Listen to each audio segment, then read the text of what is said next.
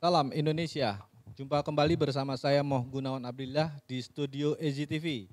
Kali ini kita akan membahas mengenai hak-hak adat demi kesejahteraan masyarakat Indonesia. Nanti kita akan bicara mengenai Maluku yang begitu indah dan disukai oleh bangsa-bangsa di dunia. Bahkan kota Manhattan yang ada di New York sana itu hasil pertukaran Pulau Banda Neira di Maluku. Jadi kita di studio EZTV kehadiran Ketua Perbuma Adat Nusantara sekaligus Ketua Suta Nusantara, Bung Dadung Haristio. Assalamualaikum warahmatullahi wabarakatuh. Selamat malam. Bung Dadung. Kemudian ada Bung Julius, seorang akademisi dan pengamat Maluku. Selamat malam. Selamat malam, Mas Gun. Oke, kita akan membahas mengenai bagaimana kesejahteraan di Indonesia dan Maluku, terutama nanti dari konsep Perbuma Nusantara dan ada implementasinya Suta Nusantara. Demikian juga dengan Maluku, Bung Ulis. Jadi kita nanti akan bincang-bincang ringan, namun serius demi tadi kesejahteraan bangsa Indonesia dan masyarakat Maluku yang memang luar biasa. Jadi kita langsung saja ke Bung Dadung Haristio sebagai Ketua Perbuma dan Ketua Suta Nusantara.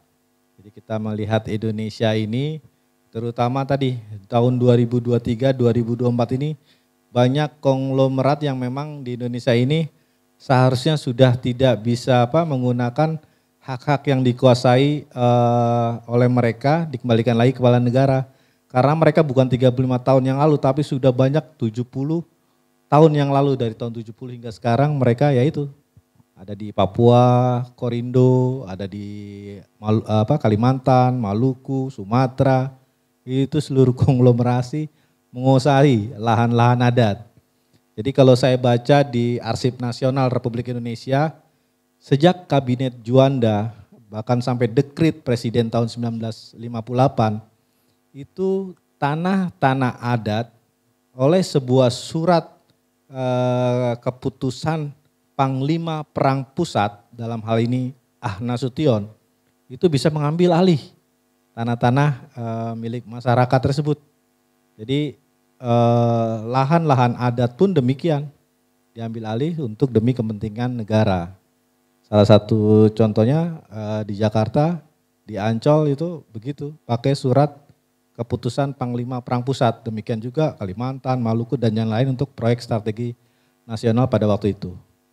Jadi melihat fenomena seperti itu dan di saat ini untuk pengembalian hak-hak adat kepada pemilik sejatinya itu apa bisa atau bagaimana? Karena beberapa kali Presiden di depan Ormas kita akan ambil HGU yang sudah habis dan dikembalikan kepada dibagi-bagikan kepada rakyat. Nah, silakan, Bung Dadung. Ya, terima kasih Mas Gun. Memang masalah tanah atau aset di berbagai daerah ini sekarang muncul berbagai konflik, baik konflik kepemilikan maupun konflik dalam penggunaan itu. Perlu diketahui bahwa masyarakat adat ini sudah ada sebelum kemerdekaan. Mereka turun-temurun di situ, beranak pinak di situ, membangun kehidupan di situ. Lah Indonesia ini merdeka kan 1945. Artinya apa? Negara yang menguasai untuk digunakan, bukan dikuasai untuk dimiliki. Pemiliknya ya masyarakat adat. Makanya di sini ada beberapa kategori masyarakat adat. Ada masyarakat adat kerajaan, kesultanan, dan kesukuan. Ini karakternya juga beda-beda, kan itu. Mungkin kalau di Maluku ada Ternate, Tidore, ada kesukuan juga, kan itu marga, kan itu.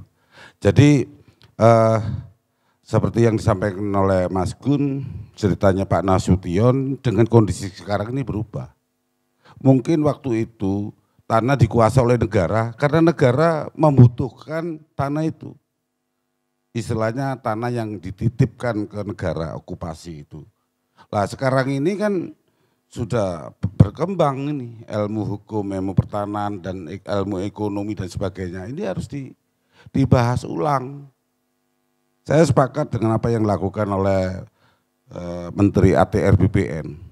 Itu banyak kasus kepala BPN juga bagian daripada sindikat mafia tanah. Kan itu. Harusnya sekarang ini tanah-tanah itu harus berkiblat pada pola peninggalan sebelum kemerdekaan itu. Itu sudah ada. Jadi memang banyak kepemilikan aset tanah ini ganda, bahkan tidak 2, mungkin 3 kan itu. Bahkan ada yang masuk ke bank juga. Lahan ini ya kan dibuat suatu konsep, ada cash flow-nya masuk ke bank kan itu. Lah kembali kepada pertanyaan Mas Gun, apakah ini bisa dikembalikan lagi? Ya tentu adat harus tahu tentang haknya dia. Kebetulan kami bersama teman-teman mendorong terbentuknya LKPASI. Ya karena FK Forum Komunikasi, Lembaga Komunikasi Pemangku Adat seluruh Indonesia sedang mengidentifikasikan aset-aset adat, baik aset adat kerajaan, kesultanan maupun kesukuan. Sudah berjalan. Nah, kemarin acara di Jakarta dan berkasnya dari sebuah kegiatan itu sudah disampaikan ke Pak Jokowi. Kita belum tahu responnya seperti apa. Karena apa? Tanah ini adalah faktor utama, sumber utama kesejahteraan masyarakat, khususnya masyarakat adat. Pada waktu itu di era-era kekuasaan mulai zaman Bung Karno, Pak Soeharto, Pak SBY dan sebagainya. Ini pemanfaat dan penguasaan lahan ini kadangkala kurang komprehensif. Problematikanya mungkin orang menganggap adat ya sudahlah, kita masih punya lahan yang lain kan itu. Tapi dengan perkembangan demografi ini jumlah penduduk semakin besar sehingga ini ditanyakan kembali. Peninggalan dulu ini gimana? Ini gimana? Dulu mungkin keluarga masih kecil, sekarang keluarga sudah berkembang. Lah ini harus segera pemerintah membuka pelayanan itu. Saya sepakat dengan apa yang dilakukan oleh Pak Hadi ini, ya kan, produktif. Kemarin BPN Jakarta Utara masuk, Jakarta Selatan, terus Palembang kan itu. Terus sekarang ini muncul Pak Hadi diundang di daerah mana? Sulut, Sulawesi Utara. Itu kasus pertanahan juga banyak. Lah, ini harus dikembalikan kepada pemiliknya. Sudahlah, yang kemarin-kemarin masyarakat adat sangat toleran karena mungkin masih ada tanah yang lebih luas. Sekarang sudah diwariskan sudah banyak sehingga tanah-tanah yang tidak berdasar tadi harus kembalikan ke masyarakat. Kalaupun soal pemanfaatan dikuasai untuk kesejahteraan atau untuk kemakmuran oleh pemerintah, ya masyarakat adat diajak bicara, kan itu. Istilahnya nggak susah dengan masyarakat adat. Contoh kayak ginilah, jalan tol yang dibangun di Jawa maupun di Sumatera. Itu nggak usah pemerintah sibuk-sibuk mesti membebaskan membeli tanah itu. Ini kan ironis, pemerintah membeli tanahnya negara. Harusnya kerjasama aja sama adat. Tanah yang kena ruas jalan tol tadi, masukkan dalam program land reform, 1 hektar dikasih 2 hektar, walaupun agak jauhan. Milik tanah itu masih miliknya masyarakat. Lah, transportasi yang jalan ini masyarakat dapat fee dari situ. Jadi pemerintah hanya menggunakan saja, hak miliknya tetap ini. Jangan sampai membangun jalan tol, membangun pelabuhan, membangun terminal peti kemas. Ada penggusuran-penggusuran itu, terus pembelian-pembelian Pancasila itu. Ya, Loh iyalah, keadilan sosial bagi keadilan seluruh sosial rakyat itu. Indonesia ya. Jangan nanti dibangun di situ munculkan kemiskinan. Jadi apapun pemanfaatan yang atau digunakan untuk apa di situ, masyarakat adat dapat share, entah itu sebagai sharing profit, joint venture dan sebagainya. Lah, Ini kita berharap di Indonesia Timur, di Maluku dan Papua, bisa begitu. Pokoknya ini tanah adat, nggak usah dibebaskan. Kalau investor masuk, dihitung, diappraisal. Berapa nilainya? Sehingga masyarakat setempat punya share di situ. Iya kan? Berapa tahun? 50 tahun, berapa tahun? Sehingga kegiatan di situ, kegiatan usaha di situ, masyarakat dapat income, jadi tidak miskin. Oke, Bung Dadung, nanti kita lanjut lagi nih. Kita ke Bung Ulis dulu nih. Jadi kalau kita lihat apa yang disampaikan Ketua Perbuma dan Ketua Sultan Nusantara, itu kesejahteraan masyarakat itu memang harus ditunjang pemerintah. Nah, kalau kita merujuk ke Maluku yang memang sudah kaya raya dari tahun 1575 ya, kelahiran Ambon 7 September itu terjadi tadi bahwa memang Ambon itu udah jadi epicentrum, bahkan Maluku sekitarnya dengan raja-raja dan sultan-sultannya juga memberi kemakmuran kepada warga Maluku keseluruhan secara adil. Nah, untuk melihat kondisi sekarang apa yang disampaikan tadi Bung Dadung, apa sih yang bisa menjadi kesejahteraan di Maluku? Apakah dengan tadi pernah ada presiden ingin menginginkan lumbung ikan atau seperti apa, atau gasnya atau sumber daya alam lainnya, karena konglomerasi saya lihat sudah masuk dan tajam ke sana. Silakan Bung Ulis. Ya, baik Bung Gunawan. Memang kalau kita bicara tentang kemakmuran dan kesejahteraan di suatu negara, suatu daerah, ini kan banyak indikator yang harus kita pakai, ya. Baik itu indikator ekonomi, indikator sosial, dan juga ada indikator-indikator ya budaya dan lain-lain sebagainya. Dan namun kalau kembali dalam kaitan dengan apa yang Bung Gunawan sampaikan tadi, khusus untuk kasus Maluku, kalau kita bicara menyangkut masalah hak-hak ulayat dari masyarakat, memang ini hari ini menjadi satu problem sendiri untuk masyarakat Maluku di sana. Sejauh yang saya pahami bahwa hari ini banyak sekali hak-hak masyarakat adat di Maluku yang kemudian dia menjadi korban dari kebijakan-kebijakan pembangunan yang ada sampai dengan saat ini.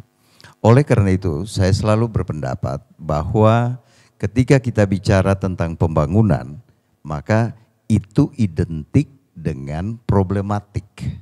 Mengapa saya bilang pembangunan selalu identik dengan problematik? Karena seringkali dan fakta empiris membuktikan bahwa pembangunan itu sering melahirkan ketimpangan-ketimpangan. Baik itu ketimpangan ekonomi, ketimpangan antar daerah maupun ketimpangan-ketimpangan sosial. Ya Mas Gun ya. Hari ini ketika kita melihat kepada data-data tentang indikator-indikator ekonomi atau indikator sosial yang ada di Maluku, memang untuk 1 tahun terakhir ini sedikit saja ada pergeseran.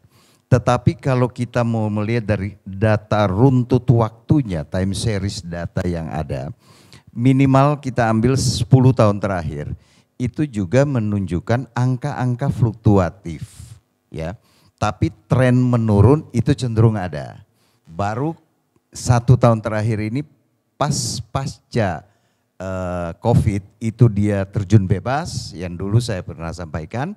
Kemudian 21 ini itu dia agak menaik, dan kalau kita lihat kembali kepada triwulan 1 2022 itu cenderung untuk naik walaupun dengan tingkat kenaikan yang relatif lamban. Contoh, pada saat diskusi kita kemarin kan saya katakan bahwa berdasarkan data Susenas, ketika kita bicara tentang masalah kemiskinan itu, survei itu dilakukan 2 kali. 1 kali itu pada semester pertama, itu pada periode Maret. Periode Maret ini selalu saya katakan bahwa ini adalah sampel besar. Maluku terdiri dari 11 kabupaten kota. 11 kabupaten kota, 118 kecamatan, 1.240 desa. Iya kan? Berarti pada periode Maret itu akan terjadi pengambilan sampel di seluruh kabupaten itu.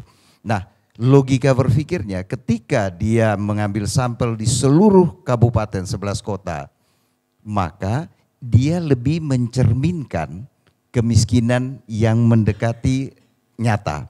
Berbeda dengan periode September.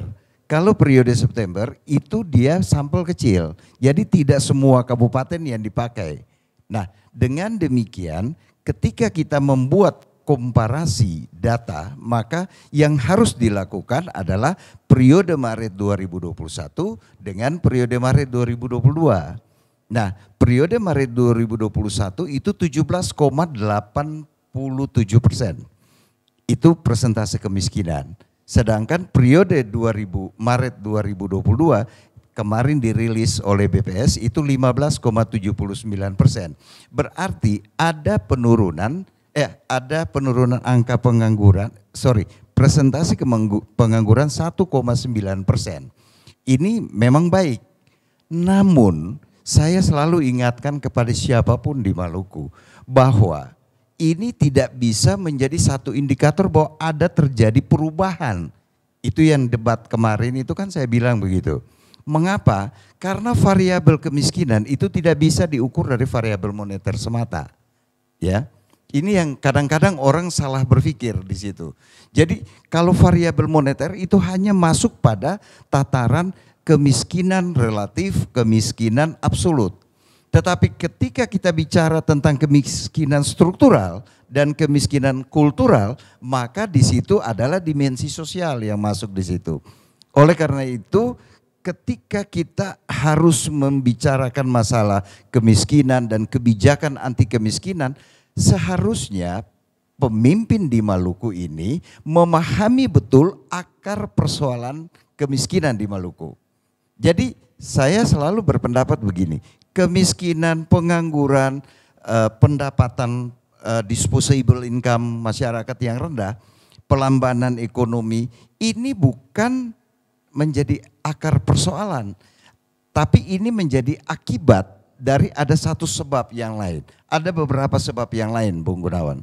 Nah, salah satu sebab yang selama ini saya tekankan kepada kawan-kawan politisi, kawan-kawan aktivis, bahkan Pemda di Maluku, bahwa Maluku ini punya akar persoalan. Yang pertama adalah masalah leadership. Leadership di Maluku ini lemah. Saya berani mengatakan itu. Mengapa? Karena satu, perencanaan pembangunan di Maluku itu tidak komprehensif, terintegrasi, tapi sektoral, tiba saat tiba akal. Ini yang berbahaya. Ini menjadi satu kondisi yang sangat paradoks dengan kondisi potensi sumber daya alam yang ada di Maluku. Kalau ngelihat sumber daya alam di Maluku yang memang sudah kaya raya ini, dan kalau kita ngelihat beberapa tadi kan dari BPS sendiri yang menyebut bahwa ada penurunan pengangguran, artinya potensi pekerjaan di Maluku memang kemiskinan, persentase kemiskinan. Tapi di BPS sendiri, kalau kita kemarin diskusi kemarin kan dia ada penurunan dia mengenai pengangguran, artinya ada potensi kerja. Nah, kita balik lagi tadi tentang potensi pekerjaan di Maluku yang memang saat ini kan tadi saya bilang bahwa konglomerasi oligarki di sana tuh udah menguasai. Bahkan kalau kita diskusi mengenai lumbung ikan nasional juga tidak jadi-jadi. Pro kontra mengenai gas yang di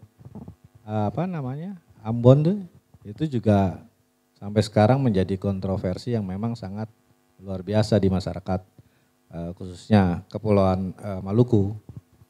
Nah, melihat beberapa potensi sumber daya alam yang memang seharusnya tadi kelompok-kelompok adat mendapat haknya, Saya minta pendapat dari Bung Ulis. Bagaimana caranya masyarakat adat itu sendiri bisa tadi mendapatkan haknya kembali?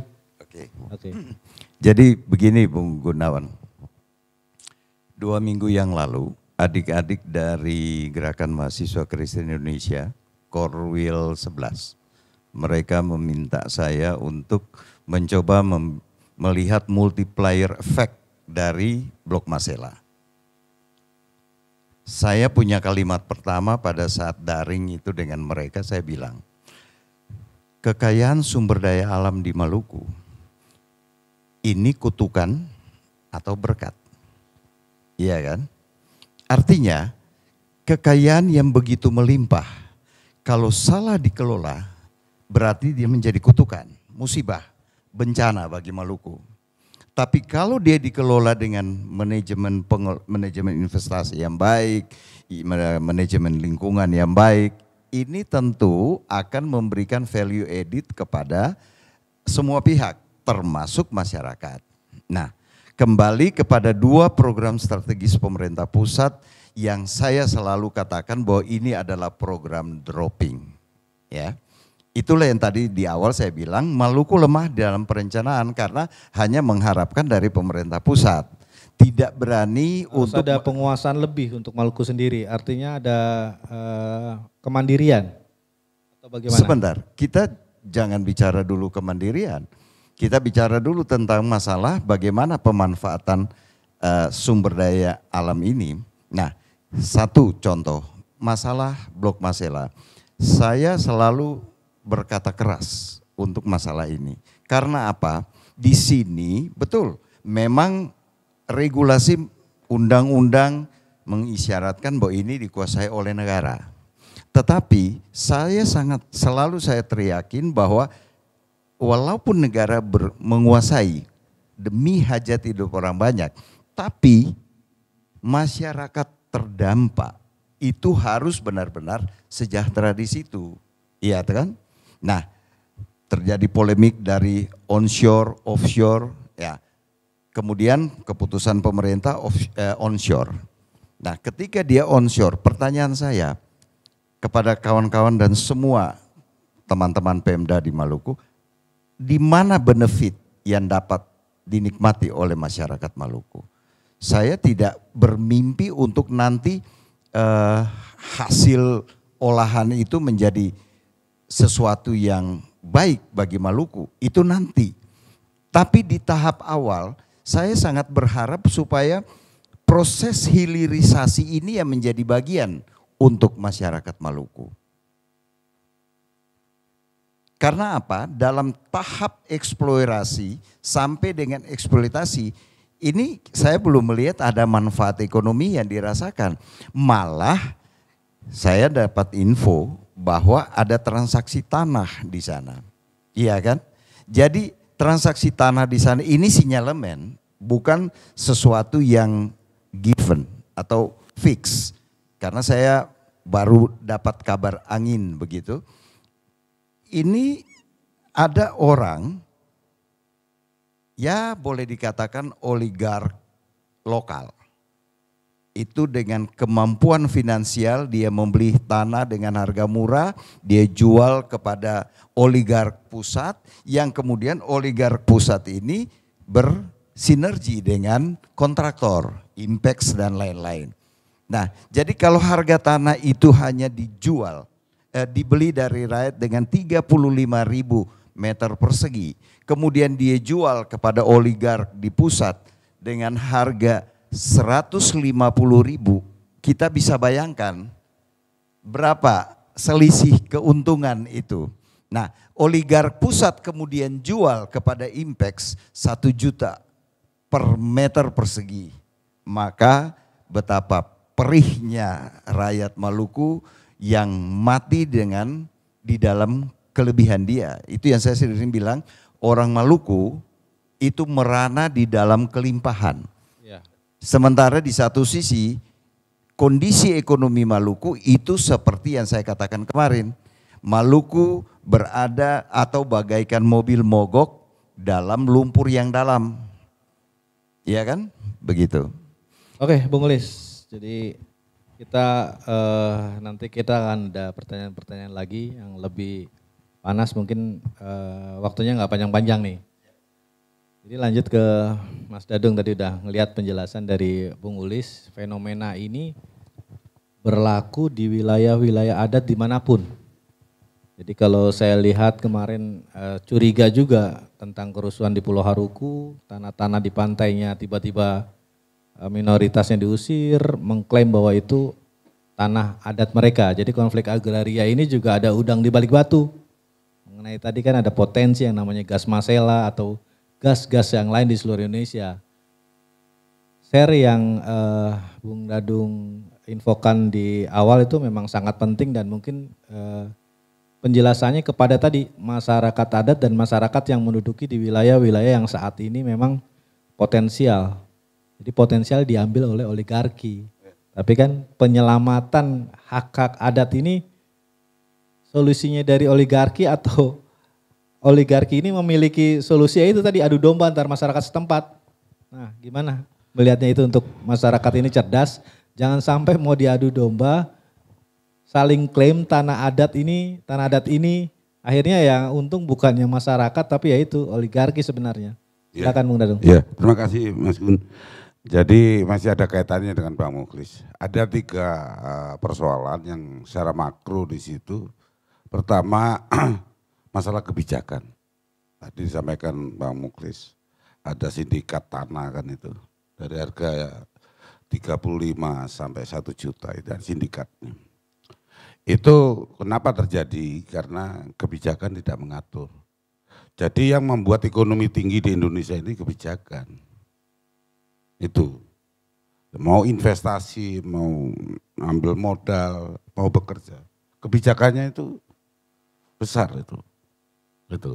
Jadi kita beli tanah suatu misal, belum ada izinnya, setelah ada izinnya jadi mahal, NJOP-nya naik semua, jadi BKLB-nya meningkat semua. Nah ini jadi beban negara. Nah, nggak sedikit proyek-proyek yang dicanangkan oleh pemerintah ini yang nggak jalan. Dari 34 kawasan ekonomi khusus, mana yang jalan? Hanya Gresik aja, Gresik itu karena usernya Freeport. Kalau yang lain nggak ada. Itu kan, yang direncanakan oleh Menteri Perekonomian itu. Nggak jalan itu. Itu. Jadi padahal pembuatan kawasan ini cukup mahal. Itu udah kasih diskon dari pajak keringanan pajak 10 tahun kurang lebih itu. Masih nggak ada yang invest, Pak. Kan itu. Karena udah tahu ekosistemnya ini nanti jebak ini. Jebakan Batman. Di situ. Di Batang juga nggak jalan kan itu.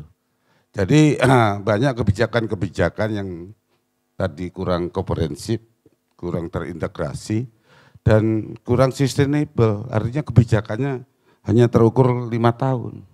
Forecast untuk 25 tahun putus. Pengusaha lebih tahu itu, investor lebih tahu itu. Makanya lebih gampang mendikte kebijakan dan mendekatin pejabat.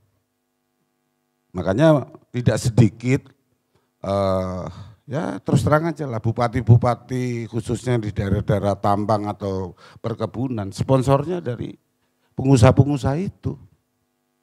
Gak lepas dari situ itu. Karena apa? Nanti kalau beliau jadi kita sponsori, izin lebih mudah. Kan begitu. Nah, lagi-lagi yang disengsarakan adalah rakyat. Itu yang pertama. Yang kedua masalah pelaku ekonominya. Ini moralitas pelaku ekonominya ini kadang-kala jiwa solidaritasnya kurang. Yang penting saya dapat untung yang lebih besar. Soal kemiskinan, ya itu soal urusan pemerintah, ya kan? Bagi pelaku usaha atau pelaku ekonomi ini, kebijakan sudah diselesaikan dan perusahaan dia sudah bayar pajak. Soal kemiskinan urusan pemerintah. Nah di situ, lah kita ini kan hidup di Indonesia. Gaya berpikir luar negeri, yang Amerika, lulusan Inggris, lulusan apa beda Pak. Itu. Sehingga apa yang terjadi? Ya tadi itu ada keretakan kesejahteraan itu yang ya pengusaha itu makin cepat kayanya, masyarakat makin hancur ke bawahnya. Nah itu yang kedua. Yang ketiga masalah riset dan development. Butuh suatu perencanaan. Jadi saya sepakat dengan Bang Mukhlis bahwa kepala daerah ini, pimpinan daerah ini harus cerdas dalam membuat suatu perencanaan. Jangan ngambil di perpustakaan di mana begitu di copy paste, profilnya siapa diganti dan sebagainya diterapkan. Ini banyak perencanaan-perencanaan yang sudah dilakukan di suatu daerah, sudah puluhan tahun dibawa ke daerah ini seakan-akan baru. Itu jadi reconditioning gitu loh. Jadi kita tempat tertipu juga pola-pola gitu. Ini hampir terjadi di semua daerah. Kan itu. Dari tiga hal itu menurut saya sudahlah, berhentilah. Indonesia ini saya pikir tahun 2024-25 ini harus masuk dalam koridor negara kesejahteraan, welfare state. Karena sudah ada dalam amanah konstitusi. Mari kita gaungkan Indonesia sebagai negara berkesejahteraan, welfare state. Jadi masalah ketidakadilan dan sebagainya itu, kesejahteraan itu dan sebagainya, ini harus kita bahas. Kembali kepada masalah hak-hak masyarakat adat. Tergantung adat dipandang sebagai apa, memiliki aset apa. Kalau memiliki aset tanah, maunya apa? Joint operation apa sharing profit? Atau joint venture kalau masyarakat adat punya badan usaha. Kan itu, jangan dikelabui dengan atas nama izin dari Jakarta, kalau kamu nggak puas ayo ke pengadilan. Ini nggak bagus. Ini penindasan. Yang terjadi kan begitu. Lah masyarakat daerah, masyarakat adat, mana ada akses ke pengadilan? Pengadilan negeri, pengadilan tinggi, baru ke MA lagi ke atas. Udah capek duluan. Dan kalau urusan hukum, ya maaf aja. Yang punya uang yang menang. Namanya aja udah hakim, hubungi aku kalau ingin menang kan begitu. Orang kayak kita nggak bisa menghubungi hakim, Mbak. Yang punya uang yang bisa menghubungi hakim. Kan itu. Tapi jangan khawatir. Orang adat sekarang ini udah mulai cerdas. Kayak persoalan kopi kemarin kita diskusi, persoalan karet. Ada sekarang ini diterima oleh masyarakat internasional bahwa namanya komoditi itu ada indeks demografi dan geografi. Indeks demografi itu kalau ini namanya Mas Gun ini punya kebun kopi, memperkerjakan anak-anak, maka barang itu ditolak. Kalau tanahnya masih sengketa, maka itu barangnya ditolak. Ini sudah dibahas ini di Uni Emirat Arab sudah dibahas, Pak. Di Mesir, di Turki sudah dibahas. Lah secara geografis juga sama. Ini tanam di mana, iya kan, ketinggian berapa, dan itu ada sertifikasinya. Jadi nggak heran sekarang ini kalau kopi-kopi kita ini susah masuk di Eropa. Karena di Eropa mensyaratkan indeks demografi dan geografi. Ada indeksnya, ada sertifikasinya. Gitu kan?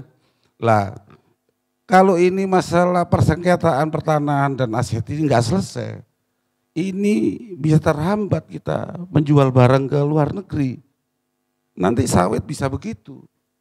Begitu nanti masalah indeks demografi dan geografi ini jadikan aturan dalam suatu perdagangan dunia, kita nggak bisa ekspor CPO itu. Karena apa? Lahannya konflik semua, bermasalah semua. Di situ ada ketidakadilan, ada tekanan, ada apa kan itu. Makanya itu saya sarankan teman-teman adat, ya udah. Kalau memang di sini sudah maksimum, ya udah kita kirim surat ke luar negeri. Kebetulan di Lembaga Komunikasi Pemangku Adat kami ini, Lembaga Komunikasi Pemangku Adat seluruh Indonesia, sudah sering komunikasi dengan PBB, Bang. Itu hampir 2 bulan sekali kita komunikasi. Makanya perjuangan adat ini mendorong indeks geografik dan demografik itu. Supaya masalah keadilan, penindasan dan sebagainya itu kan nggak berlarut-larut kan itu. Jadi saya yakin nanti akan kembali ke sana. Karena pertumbuhan dan perkembangan manusia ini tambah banyak, tambah cerdas, maka masalah yang dulu tidak disoalkan akan jadi soal. Karena itu haknya dia. Kan itu, karena dia punya hak, ya kelama-kelamaan pemerintah dan pelaku usaha itu juga akan mikir. Lah, kembali kepada leader. Di daerah ini, mohon maaf Bang, saya sudah keliling dari Aceh sampai Papua ya. Tapi contoh kasus untuk lumbung ikan nasional yang itu kan korban kebijakan menurut saya. Jadi lumbung ikan nasional ini kan yang gagas Prabowo ya, Edi Prabowo. Tapi Pak Edi Prabowo kemudian sekolah kan itu kan, digantikan oleh Tranggono kan itu. Ya tentu dari satu ide, jelas siapa pengguna ide itu kan jelas. Jangan linier atau beda pimpinan, beda kebijakan. Iya beda Pak. Jadi masih abu-abu atau emang udah pasti sebetulnya sudah di-drop oleh Pak Trenggono?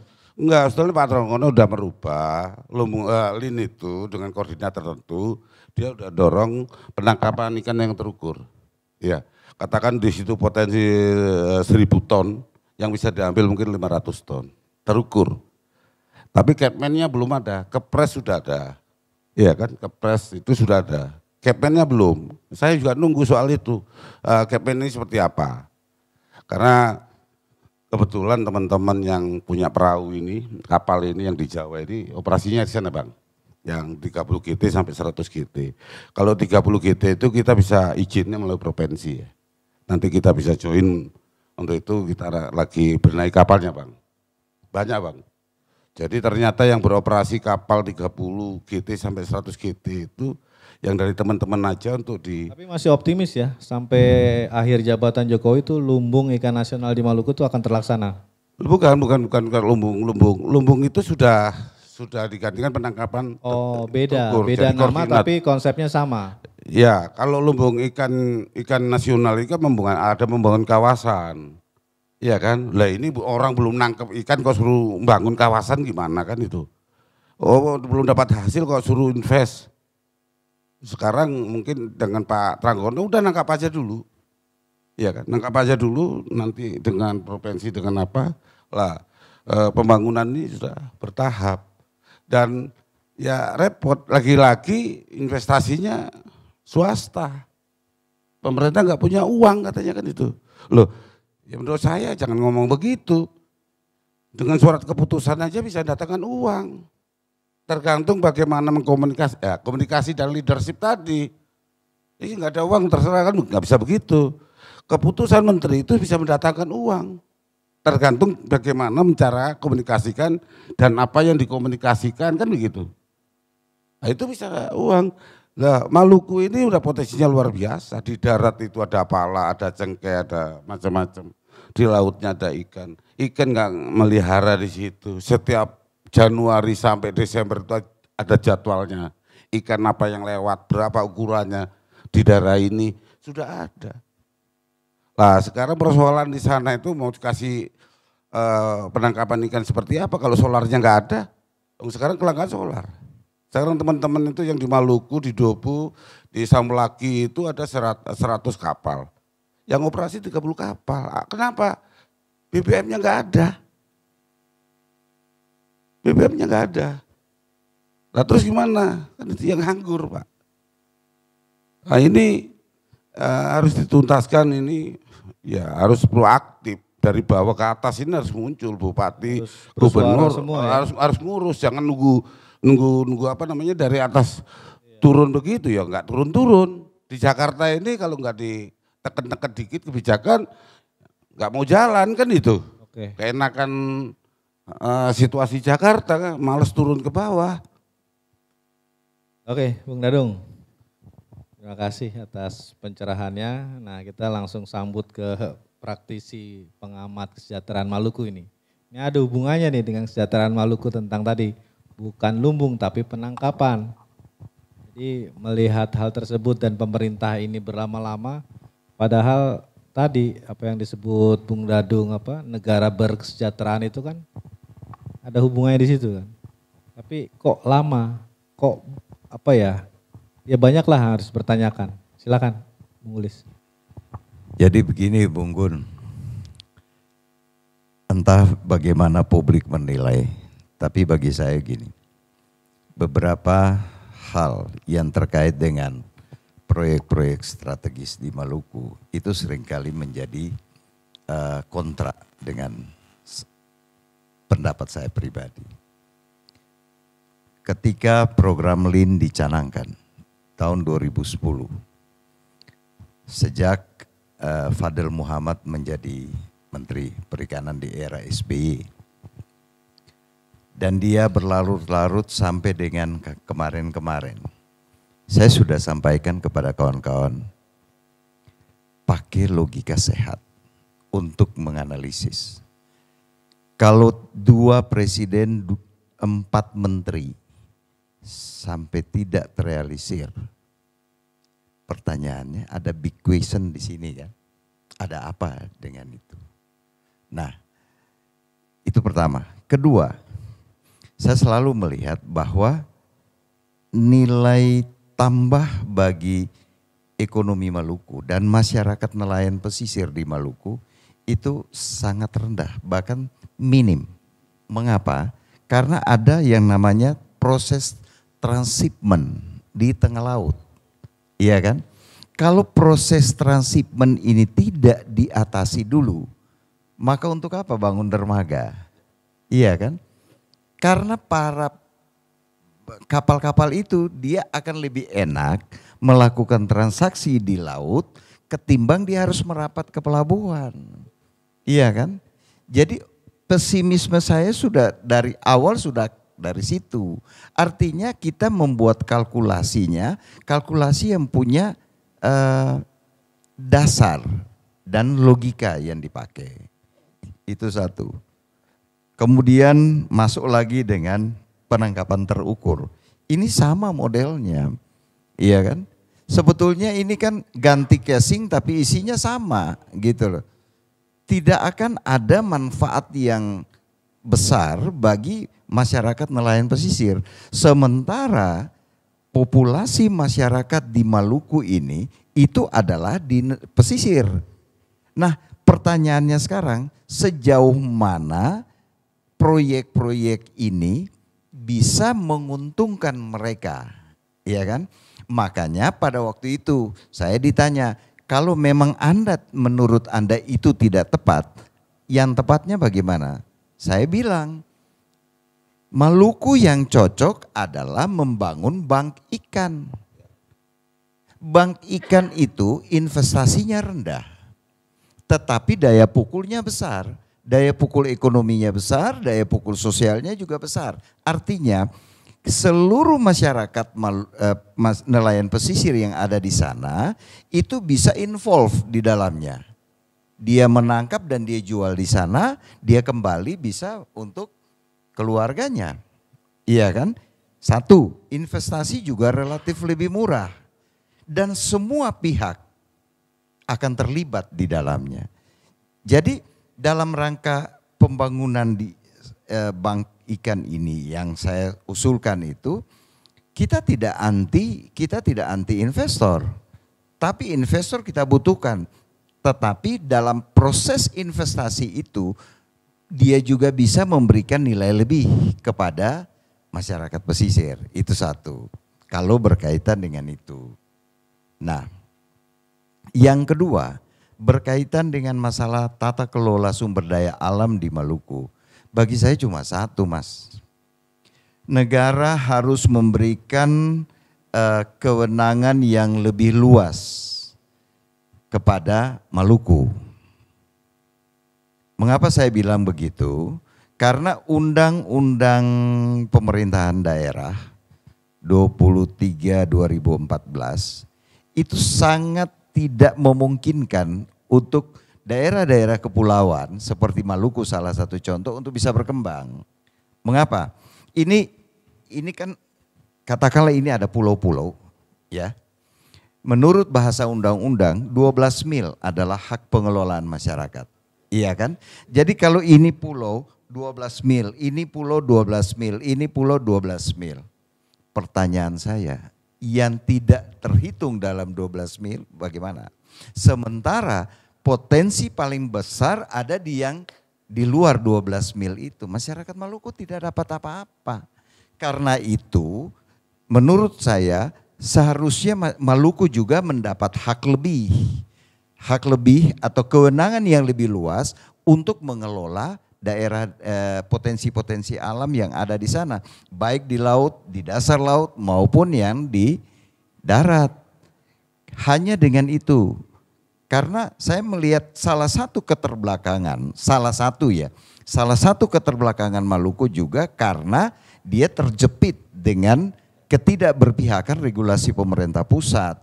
Sekalipun saya tidak pungkiri bahwa 80% kegagalan atau kelambatan pembangunan di Maluku itu karena faktor lemahnya manajemen pemerintahan di Maluku. Perencanaan yang lemah, kemudian juga masih banyak sumber daya birokrat yang lemah, lalu kemudian juga berbagai isu-isu dikotomi yang belakangan ini malah dia cenderung memblow up begitu. Nah bagi saya ini kan karena politisi atau oknum-oknum politisi atau tokoh-tokoh publik di Maluku fakir gagasan, tuna konsep. Karena dia tuna konsep, fakir gagasan, melahirkan seperti ini, kondisi ini. Akhirnya mereka melanggengkan yang namanya kelemahan-kelemahan di masyarakat, mereka melanggengkan kemiskinan, ini untuk menjadi alat bergening dalam setiap kali proses kontestasi politik di Maluku.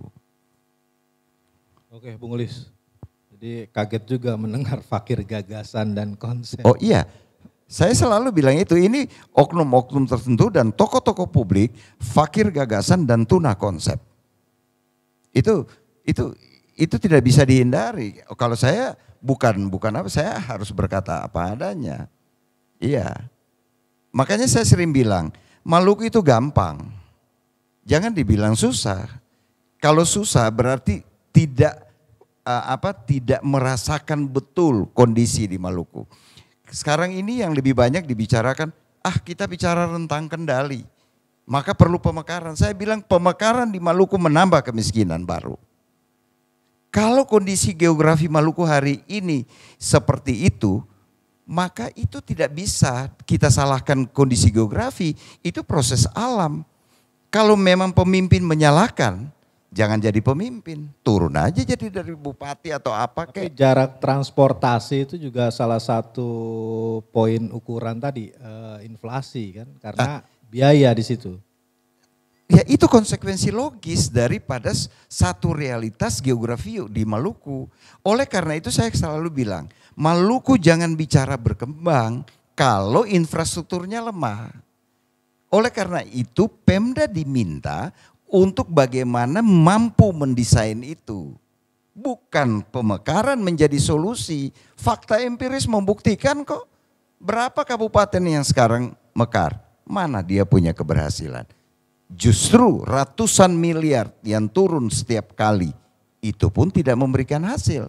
Pertanyaan saya, masyarakat Maluku harus tanya dong kepada pemimpin-pemimpin di daerah. Mana jembatan representatif? Mana jalan representatif? Mana rumah sakit yang representatif? Bang Gun jangan salah loh. Klinik di Maluku itu cuma 2. Rumah sakit bersalin cuma 1. Kalau kita bicara dari sisi fasilitas kesehatan. Dengan kondisi seperti itu, kita jangan lupa juga bahwa wanita 15 tahun yang kawin hari ini dan melahirkan itu mendapat tenaga penolong 48% bidan, 12% dokter umum. Karena apa? Tenaga-tenaga medis tidak tersedia di sana. Iya kan? Nah kalau dari sisi itu, kita mau bicara derajat kesehatan Maluku naik dari sisi mana? Iya kan? Belum lagi keluhan-keluhan penyakit. Ini data-data yang faktual. Dan fakta empiris juga menunjukkan itu. Bahwa banyak sekali orang mati konyol di Maluku. Mati konyol di Maluku karena apa? Dia boleh kaya. Tetapi ketika dia sakit, dia mau dibawa ke puskesmas, harus naik turun lembah. Kalau dia naik turun lembah, mati di tengah jalan. Ini karena apa? Infrastruktur kesehatan atau infrastruktur sosial itu tidak tersedia. Jadi aksesibilitas masyarakat terhadap infrastruktur yang dibutuhkan itu sama sekali minim. Itu sesuatu yang tidak terbantahkan loh Bang. Oke, Bung Lis. Terima kasih atas pencerahannya. Semoga masyarakat Maluku juga bisa mendengar apa yang disampaikan Bung Ulis dan bisa memiliki gagasan-gagasan yang terbarukan dan kekinian. Apalagi tadi Bung Ulis sudah menceritakan panjang lebar bagaimana kondisi Maluku yang memang ya membuat renyuh hati kan. Dari sisi kesehatan aja juga sangat sulit. Jangan-jangan bukan bidan Bung Ulis, tapi dukun yang mengurus tadi anak-anak bisa melahirkan itu. Bidan persentase yang terbesar bidan. Lalu yang berikut dokter umum, dokter spesialis. Ya, kalau dari data tadi kan hanya 2 klinik. Satu rumah sakit bersalin. Satu rumah sakit bersalin. Itu kalau dari sisi kesehatan. Belum kita bicara dari sisi misalnya perbankan. Ya. Jangan lupa di daerah-daerah kabupaten konsentrasi bank semua ada di Ambon. Kedua di Masohi. Ketiga di Pulau Buru. Tapi dengan jumlah absolut yang lebih banyak ada di Ambon. Nah, daerah-daerah lain itu yang ada cuma Bank Maluku dan Maluku Utara kan. BRI itu 1-2. ATM bisa hitung dengan jari. Jam 8, jam 10 kita mencari ATM sudah susah. Apalagi masalah listrik di sana kan, luar biasa berarti, kan. Dengan kondisi itu mencerminkan bahwa ekonomi di daerah itu kan tidak berkembang. Nah, kalau ekonomi di daerah atau kabupaten yang bersangkutan tidak berkembang, berarti bisa dibayangkan money supply di sana seperti apa. Kalau money supply-nya rendah, berarti demand supply-nya juga rendah. Daya belinya tidak ada. Iya, berarti kan perlu ada penetrasi. Penetrasi kebijakan itu untuk mempercepat ekonomi daerah lewat investasi dan industri. Tetapi industri yang paling cocok di Maluku adalah industri pengolahan Mas Gun. Tidak bisa industri lain. Mengapa? Supaya dia berbanding searah dengan potensi yang ada. Gitu. Oke.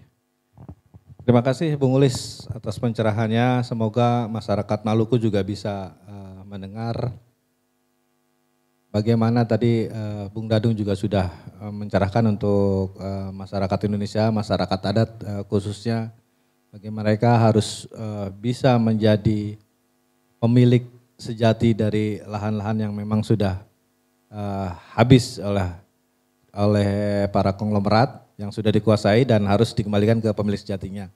Kasus-kasus Ambon juga begitu menyentuh hati bagaimana kemiskinan menjadi terpola, menjadi bergening politik para pimpinan politik atau organisasi politik, bahkan para oligarki di sana.